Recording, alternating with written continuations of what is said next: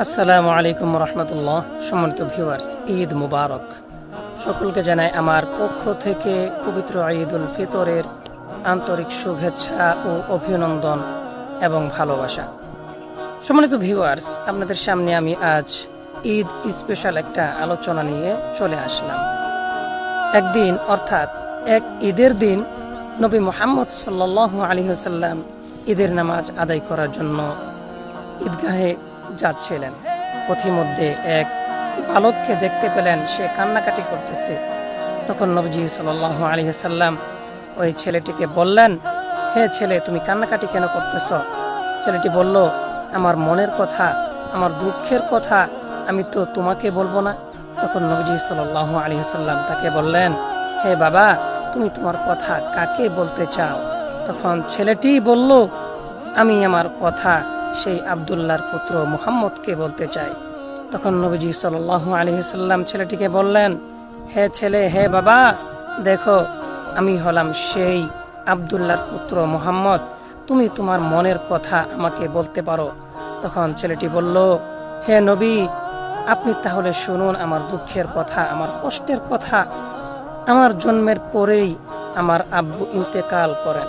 তারপর আমার আম্মু যখন অন্যত্র বিয়ে করেন, তখন অন্যত্র ওই বাবা আমাকে সহ্য করতে পারে না।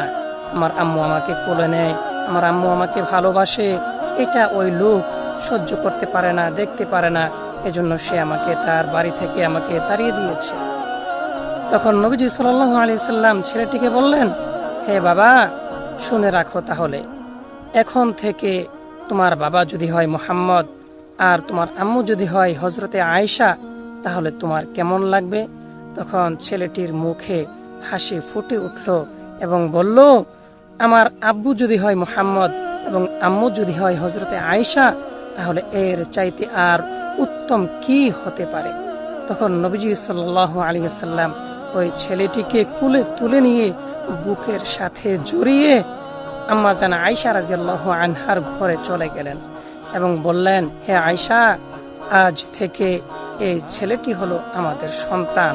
এখন থেকে তুমি এর দেখভাল করবা, দেখাশোনা করবা। তখন আম্মা জান আয়েশা তাকে কি করলেন? গোসল করিয়ে দিলেন, উত্তম পোশাক পরিধান করিয়ে দিলেন।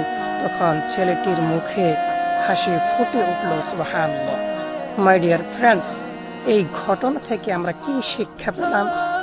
এতিমকে সাহায্য সহযোগিতা করতে হবে, অসহায় দুর্বল লোকদেরকে সাহায্য করতে হবে। এটাই কিন্তু আমাদের নবীজি সাল্লাল্লাহু আলাইহি ওয়াসাল্লাম শিক্ষা দিলেন। মাই ডিয়ার ফ্রেন্ডস, এই সমস্ত শিক্ষা আমরা যেন গ্রহণ করি সব সময়, এটা আমাদের খেয়াল করতে হবে। Thank you so much. সকলেই ভালো থাকবেন। ঈদ মুবারক।